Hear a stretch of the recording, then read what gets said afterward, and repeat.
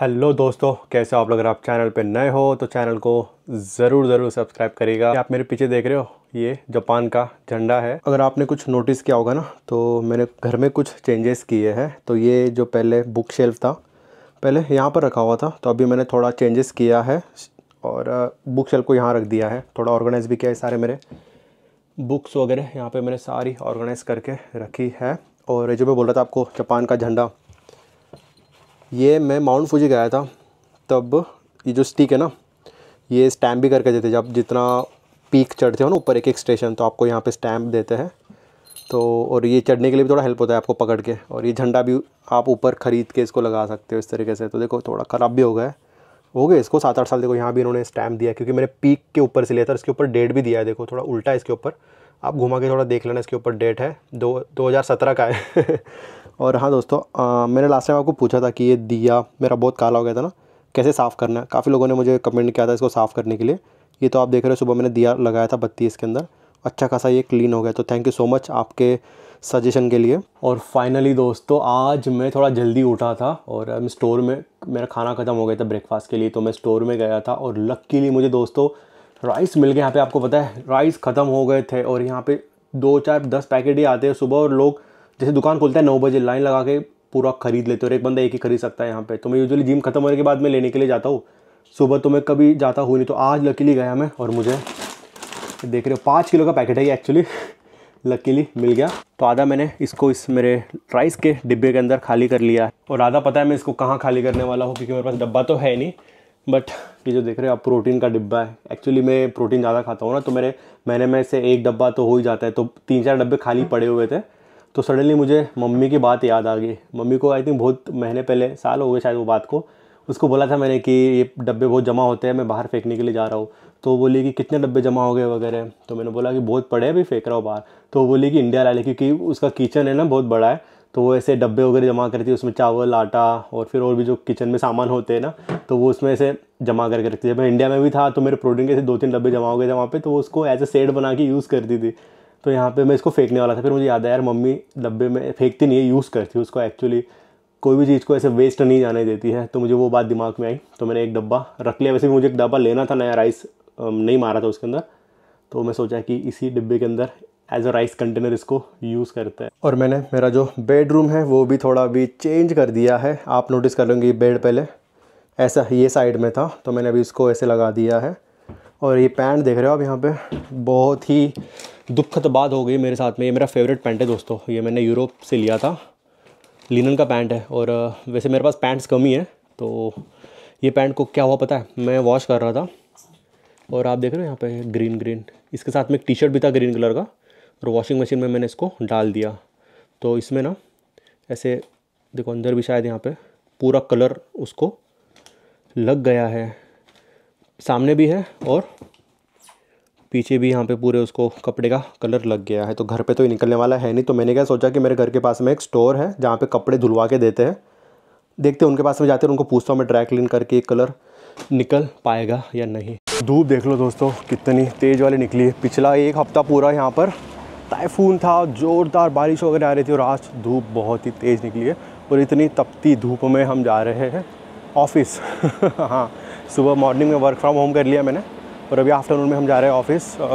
क्यों जा रहे हैं वही चीज़ है, मैं क्यों जाता हूँ ऑफिस। यूजुअली ज़्यादा वर्क फ्रॉम होम ही होता है यूजुअली मेरा, क्योंकि मेरे सारे टीम मेंबर घर से ही काम करते हैं। बट जब कोई नया मेंबर वगैरह आता है, छोड़ के जाता है, तभी जाना पड़ता है ऑफिस में। गेट टुगेदर या मंथ में एक बार जैसे गेट टुगेदर वगैरह होता है कलीग से, क्योंकि रोज़ मीटिंग हमारी ऑनलाइन ही होती है। तो हमारा एक बंदा आया था यहाँ पे, जापानीज़, ज्वाइन किया था team, as a intern join किया था उसने। तो इंटर्नशिप उसका ख़त्म हो गया, तो जा रहा है छोड़ के वो। तो वही इंटर्नशिप के लिए भी कोई आता है तो नोमी की पार्टी वगैरह होती है। तो मेरे कंपनी में अभी काफ़ी इंटर्नशिप वगैरह पोजीशन निकली है। तो अगर आप आईटी वगैरह में हो वगैरह, तो मुझे आपका CV वगैरह ईमेल कर देना, या आपका जो प्रोफाइल वगैरह है मुझे कमेंट कर देना। देखता हूँ अगर कुछ पॉसिबिलिटी रही आपका अगर मैच वगैरह हो रहा है तो आई कैन हेल्प यू। या मुझे इंस्टाग्राम पे भी आप फॉलो करके आप मेरा 1-on-1 अपॉइंटमेंट भी ले सकते हो, जहाँ पर मैं आपको आपके करियर के लिए भी आपको हेल्प कर सकता हूँ। और जो अपॉइंटमेंट का लिंक है वो डिस्क्रिप्शन में मैंने देख रखा है। अभी देखो दोपहर का टाइम हुआ है ना, तो आपको यंग लोग तो नहीं दिखेंगे यहाँ पे ज़्यादा, बट बूढ़े लोग काफ़ी ज़्यादा दिखेंगे आपको यहाँ पे, क्योंकि सारे अभी तो ऑफिस में जाते हैं यंग लोग। और ये जापान सोसाइटी ऐसी है कि यहाँ पे आपको एज वाले लोग काफ़ी ज़्यादा दिखेंगे। और जो हमारी शॉप है जहाँ पर हमें कपड़े धोने के लिए जो पैंट देना था हमने साथ में भी लाया है। ऑफिस जाते थे मैंने सोचा कि दे देता हूँ यहीं पे। ये है वो क्लीनिंग का शॉप जहाँ पर हम, अरे यार ये आज भी बंद है, शिट क्या हो गया, बंद क्यों है? वैसे तो दिया है यहाँ पे 10 बजे से 8 बजे तक है, क्यों बंद है आज? I don't know, lunch time हुआ है क्या अभी? वो अच्छा 12 बजे ना अभी, तो मेरे हिसाब से इनका लंच टाइम हुआ होगा। कोई बात नहीं, अभी घर तो जा नहीं सकती इसको रखने के लिए, साथ में रखता हूँ मैं। मेरे ऑफिस के पास में भी वहाँ पे काफ़ी सारे क्लीनिंग के शॉप्स है, देखता हूँ उनको अभी दे के शाम तक अगर धुलवा के दे देंगे तो अच्छी बात है। अभी मैं खड़ा हूँ दोस्तों मेरे स्टेशन के सामने और मेरे पीछे आप देख रहे हो ये है यहाँ का रेड कलर का बॉक्स जहाँ पर आप आपका पोस्ट वगैरह पार्सल वगैरह भेज सकते हो। और मैं यहाँ से अभी भेज रहा हूँ ये पोस्ट कार्ड। जिन्होंने मेरे चैनल का गीशा मेंबरशिप लेके रखा है उनको मैं स्ट्रेट जापान से कस्टमाइज़ पोस्ट कार्ड भेजता हूँ। तो ये प्यारा सा पोस्ट कार्ड अभी मैं भेज रहा हूँ अवतार सिंह को, जो कि हमारे गीशा के मेंबर हैं। तो आई होप उनको ये कार्ड जल्दी से मिल जाए। लेटर एंड पोस्ट कार्ड हमें यहाँ से डालना है, मिल जाएगा उनको कुछ दिनों में। तो I hope he will be more happy. तो अगर आपको पोस्ट कार्ड चाहिए तो चैनल का गीशा मेंबरशिप ज़रूर लीजिएगा। तो चलिए दोस्तों हमारी ट्रेन आ गई है, सीधा मैं मिलता हूँ आपको ऑफिस में। तो आगे दोस्तों अभी हम ऑफिस के स्टेशन पे और ट्रेन के अंदर में आपके, सॉरी ये माइक बंद है, इसको ऑन कर लेता हूँ। तो मैं ट्रेन के अंदर बैठे बैठे आपके कमेंट्स पढ़ रहा था, काफ़ी अच्छे अच्छे कमेंट्स आए थे। तो मैं सोचा कि ऑफिस पहुँचने तक उसको आंसर कर दूँ। तो पहला कमेंट किया था मोहित फ्लिपर ने, उन्होंने बोला है कि वो COEP में मैकेनिकल इंजीनियरिंग कर रहे हैं, तो जापान में आने के लिए क्या करना चाहिए। तो क्या करना चाहिए वो मैं मेरे सेल्फ एक्सपीरियंस से आपको बताता हूँ, क्योंकि मैं भी पुणे में ही था। मेरा जो मास्टर्स है वो मैंने पुणे से ही किया हुआ है। तो मैंने क्या किया था, मुझे याद है, यानी 8-10 साल पुरानी बात है एक्चुअली है। तो जब मैं मास्टर्स कर रहा था तो साथ ही में मैंने मेरे सेकंड ईयर में जापानीज़ पढ़ना स्टार्ट कर दिया था। तो वो मुझे काफ़ी हेल्प किया as a extra curricular activity बोल के मैंने जापानीज़ पढ़ना स्टार्ट किया। और मुझे PhD भी यहाँ पे करना था, मेरा प्लान था। तो आप वहाँ पे अभी बैचलर कर रहे हो, इंजीनियरिंग कर रहे हो, तो मैं ये आपको रिकमेंड करूँगा कि आप लैंग्वेज पढ़ना सबसे पहले स्टार्ट करो। तो बेसिक है, ये तो आपको ही पता होगा, बट साथ ही में आप क्या करो, आपका नेटवर्किंग अच्छा करो। तो आप जहाँ भी क्लास लगा रहे हो तो ऐसे जगह पे लगाओ जहाँ पे आपको फिज़िकली जाके पढ़ाते हो, अगर पॉसिबल है तो, वरना ऑनलाइन भी लगा सकते हो आप क्लास। बट अगर आप फिज़िकली जाओगे तो आपका नेटवर्किंग बढ़ेगा। और वहाँ पे जापानीज़ कंपनीज़ भी आती है, काफ़ी टाइप वगैरह किए होते हैं उनके। तो आप पुणे में हो तो पुणे में पुणे यूनिवर्सिटी में फॉरेन लैंग्वेज डिपार्टमेंट है, मैंने वहीं से पढ़ाई की है जापानीज़ लैंग्वेज की। मुझे बहुत हेल्प किया था वहाँ पे। तो काफ़ी जापानीज़ लोग आए थे, कल्चर एक्सचेंज होता है, आपको काफ़ी नॉलेज भी मिलता है और जॉब अपॉर्चुनिटीज़ भी 50% तक बढ़ जाती है। तो मैं आपको नहीं, जितने लोग भी इस सिचुएशन में है, अभी पुणे में रहते हैं या फिर और कहीं रहते हैं और वहाँ पे अगर उनको पॉसिबिलिटी है फिज़िकली जाके किसी यूनिवर्सिटी में जाके जापानीज़ पढ़ सकते हैं, तो आप ये चीज़ ज़रूर करिएगा। लंच ब्रेक तो दोस्तों ख़त्म हो गया था, क्योंकि लंच ब्रेक में मैं ऑफिस में ही आया था और अभी मैंने खाना वगैरह खाया है और कॉफ़ी लेके बैठे हम यहाँ पे, आइस कॉफ़ी, क्योंकि गर्मी बहुत ज़्यादा है। तो अभी हम लेते हैं हमारा अगला क्वेश्चन। वकास सलीम ने पूछा है, I would like to ask you that whenever a foreigner comes to Japan on long term language visa, can they apply for job? Should he apply for a job at the same time और should learn Japanese for few months and then apply? अच्छा, तो इनको ऐसा बोलना है कि अगर Japan में लैंग्वेज वीज़ा पे अगर आ रहे, अब ये लैंग्वेज वीज़ा ऐसे कुछ होता नहीं है, एक तो वर्क वीज़ा होता है, एक तो टूरिस्ट वीज़ा होता है, बिज़नेस वीज़ा होता है। तो लैंग्वेज वीज़ा मेरे हिसाब से आप बोल रहे हो कि आप यहाँ पे लैंग्वेज जापानीज़ पढ़ने के लिए कोई इंस्टीट्यूट में आ रहे हो और आप जापानीज़ पढ़ रहे हो यहाँ पे और आप जॉब के लिए अप्लाई करना चाहते हो, तो कैसे, यानी क्या कर सकते हो उस केस में? आप पहले जापानीज़ सीख के अप्लाई करो या फिर जापानीज़ पढ़ते पढ़ते अप्लाई करो? तो मेरे काफ़ी दोस्त हैं यहाँ पे जो कि यानी इस प्रोसीजर से आए हैं जापानीज़ पढ़ने के लिए। यहाँ पे काफ़ी सारे इंस्टीट्यूट है जहाँ पर आप जापानीज़ पढ़ सकते हो। 6 मंथ्स का, 1 मंथ का, 6 मंथ्स का, 1 ईयर का, 2 साल का, ऐसे कोर्सेस होते हैं यहाँ पे जहाँ पर आप जापानीज़ पढ़ सकते हो। और अच्छी बात यह है कि ज़रूरी नहीं है कि आपको लैंग्वेज पढ़ने के बाद में यहाँ पे अप्लाई करना है। नो, आप जैसे यहाँ पे लैंड हो गए इंस्टीट्यूट में, आपने ज्वाइन कर लिया, आप यहाँ पे जॉब के लिए अप्लाई कर सकते हो। अगर आपके पास में वैलिड डिग्री है, आपका जो स्पेशलाइजेशन है उसमें अगर आपको यहाँ पे जॉब मिल रहा है तो आप कर सकते हो अप्लाई। आपको वेट करने का ज़रूरत नहीं है कि आपका लैंग्वेज ख़त्म हो जाए, क्योंकि आपका जो वीज़ा रहने वाला है वो शॉर्ट रहने वाला है, 6 महीने का है, 1 साल का है, 2 साल का रहने वाला है। तो डोंट वेट कि आपका लैंग्वेज पढ़ना हो जाए फिर आप अप्लाई करो, आपके पास टाइम कम रहेगा। तो अगर आप जापान में आ रहे हो लैंग्वेज सीखने के लिए, तो आते ही आप एक तो पार्ट टाइम के लिए अप्लाई करो, यहाँ पे पार्ट टाइम जो आपको बहुत ज़्यादा मिल जाते हैं, यानी यहाँ पे लोग ही कम है तो पार्ट टाइम तो आपको बहुत ईजिली मिल जाएगा।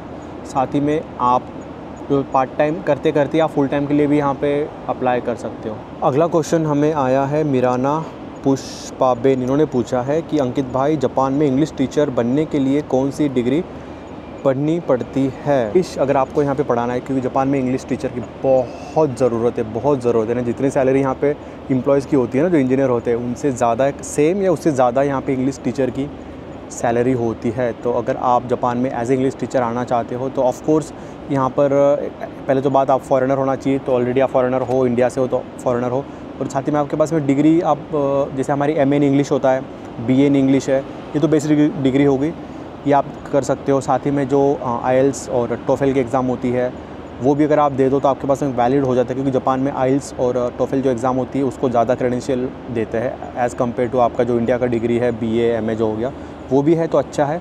और यहाँ पे आने के बाद में यहाँ पर जॉब कैसे अप्लाई करना है वो भी मैं आपको एड ऑन बता देता हूँ। तो यहाँ पे ALT बोल के एक इंस्टीट्यूट है जो कि जितने भी इंग्लिश प्रोफेसर है जो पढ़ाते हैं, टीचर्स है, उनको हायर करता है। यहाँ पे वो जितने भी स्कूल्स, हाई स्कूल, यूनिवर्सिटीज़ होते हैं वहाँ पे वो टीचर प्रोवाइड करते हैं। तो ALT यहाँ पे उसका लिंक दे दूँगा नीचे में।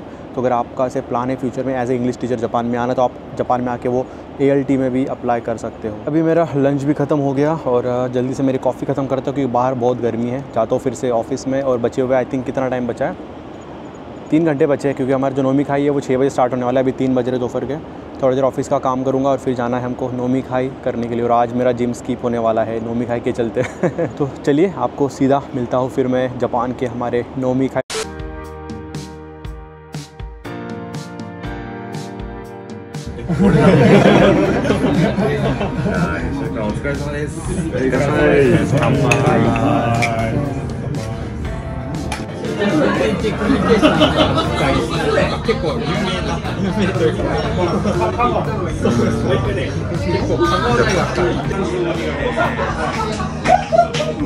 本来の味はないんですけど、これはこれで美味しいです。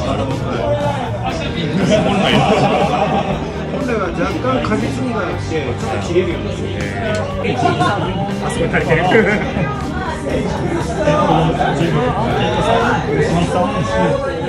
तो दोस्तों हो गया हमारा आज का नोमी खाई ख़त्म। बहुत थक गया, अभी रात के 11 बज रहे, बहुत दूर था। जो कांदा स्टेशन है ना, शायद आपने सुना होगा, जापान में एक स्टेशन है जिसका नाम है कांदा, जो हमारा ओनियन होता है, वो मेरे ऑफिस के पास में ही है। तो बस वहाँ से हमारा नोमी खाई ख़त्म हुआ। तो हाँ, जो लोग अभी चैनल पे नए जुड़े हैं और उनको जापानीज़ नहीं आती है, तो नोमी खाई ऐसा होता है कि जापान में होता है, लाइक मंथली एक टीम गैदरिंग होता है, मंथली वीकली डिपेंड करता है, company to company, team to team. तो एक गैदरिंग होता है जिसमें कि सारे जापानीज़ लोग, टीम मेंबर जो होते हैं, जैसे इंडिया में हम ऑफिस के बाद खाना खाने के लिए रेस्टोरेंट में जाते हैं, वैसे यहाँ पे जापानीज़ लोग कोई रेस्टोरेंट में जाता है, खाते हैं, पीते हैं, गेट टुगेदर करते हैं। बस सेम ही आप ऐसे समझ लो, उसको जापानीज़ में बोलते हैं नोमी खाई। तो वैसे तो पूरे हम 8 लोग थे और जो एक बंदा था वो इंटर्नशिप करने के लिए आया था।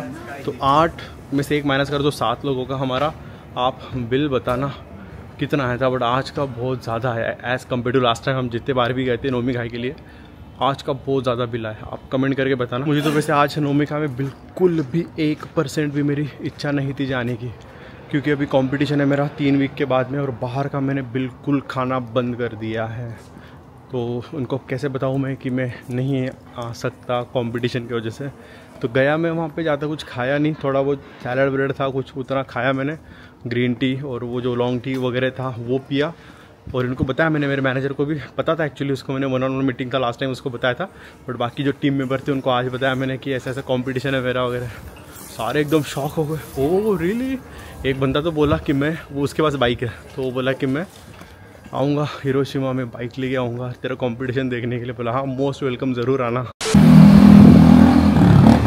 वैसे तो जापान में गाड़ियाँ आवाज़ नहीं करती, ये बंदे की गाड़ी गई है, अभी बहुत ज़ोर से साइलेंसर का आवाज़ आया यहाँ पे। दोस्तों मैं तो आपको बताना भूल गया, आई थिंक 4-5 दिन, 1 हफ्ता हो गया शायद वो बात को। मैं इसी रोड से जा रहा था, हेडफोन लगा के, जिम से आया था मैं, और यहीं से जा रहा था मैं, इसी रोड से एकदम स्लो साइकिल से, और सेंटर से जा रहा था एक्चुअली। और ये रोड ऐसा है ना कि यहाँ पे बहुत गलियाँ है आजू बाजू में से, तो बहुत जो गाड़ियाँ होती है जो यहाँ से जाती है वो बहुत ही स्लो जाती है, चेक करती है कि यहाँ से कुछ साइकिल पे कोई आ रहा है नहीं आ रहा है, पैदल कोई जा रहा है नहीं जा रहा है, और मैं मेरे साइकिल से जा रहा, पीछे से एक गाड़ी आई ऐसे ही इतने फास्ट, क्या बोलूँ दोस्तों आपको, मुझे लग रहा है कि शायद 80-100 के स्पीड में होगी, जंग निकली से। और पता है मैं हेडफोन आवाज़ तो कम ही था मेरा, और मुझे नोटिस हो कि पीछे से कुछ गाड़ी आ रही है, तो मैं साइड में हो रहा था धीरे धीरे, तो वो जहाँ से मैं साइड में हो रहा था वहीं से वो गाड़ी गई, और बस थोड़ा सा डिस्टेंस बचा था, अगर मैं और थोड़ा उधर जाता ना मुझे ठोक देती गाड़ी सीधा, इतना फास्ट निकली ना। मैं तुरंत रुका, और सच बोलूँ दोस्तों वैसे तो मैं गालियाँ वगैरह देता हूँ नहीं, बुरा कुछ बोलता हूँ नहीं, बट होता है ना सडन ऐसे कुछ होता है तो मुंह से निकलता है, बट निकलने वाला था, बट बहुत कंट्रोल किया मैंने, कुछ बोला नहीं। पर वो तो बहुत दूर निकल गया था, वो तो बहुत स्पीड में था, आगे निकल गया एकदम। मैं 2 मिनट वहाँ रुका, आजू बाजू में लोग भी थे, देख रहे थे, अरे क्या हो गया अचानक सडनली। तो मैं थोड़ा ऐसे 2-3 मिनट रुका, नॉर्मल हुआ, फिर वहाँ से निकला। फिर मुझे पता चला कि यार नहीं, ये रोड पे भी अब ध्यान देना पड़ेगा, क्योंकि कुछ कुछ होते हैं पगले लोग, रात में भी ऐसे गाड़ियाँ भगाते हैं जापान में। आप तो फाइनली पहुँच गए घर पे।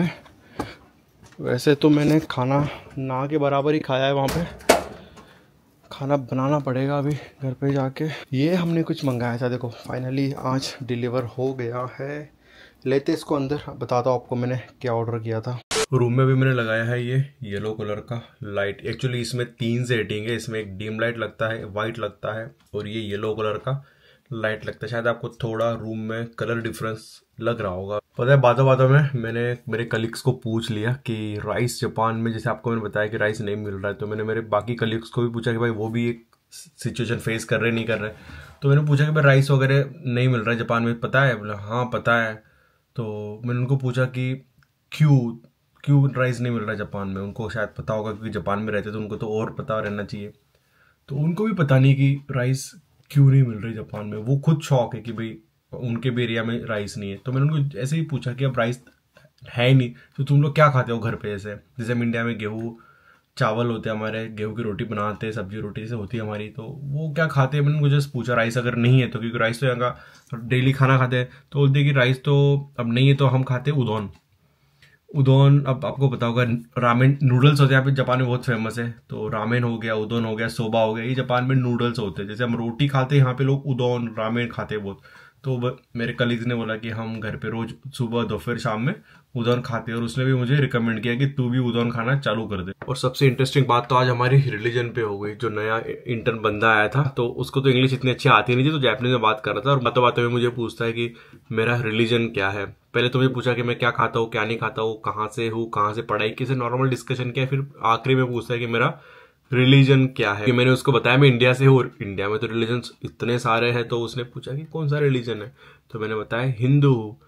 तो मैंने उसको पूछा कि मुझे पता है एक्चुअली जापान में लोगों के रिलीजन नहीं होते, बट मैंने स्टिल उसको पूछा कि बाई चांस अगर इसका कोई रिलीजन निकल जाए। तो उसने बताया कि मेरा तो, वो थोड़ा ऐसे सोचने लगा ऐसे फिर बोल नहीं मेरा तो कोई रिलीजन नहीं है, मैं कोई रिलीजन फॉलो ही नहीं करता हूँ। तो मैंने पूछा कोई भगवान वगैरह प्रे करता है वगैरह? तो नहीं, कोई भगवान कुछ नहीं। तो मैंने उसको पूछा कि तुम्हारी फैमिली भी नहीं करती है, जस्ट तुम नहीं करते फॉलो? तो बोले नहीं, मेरे पूरा फैमिली कोई रिलीजन नहीं है, ना ही मेरा ऐसे कोई भगवान है जो हमारे घर वाले भी प्रे वगैरह करता है। तो नो गॉड नो रिलीजन, ऐसा वाला फंडा है। तो ऐसा है, जापान में कोई रिलीजन नहीं है।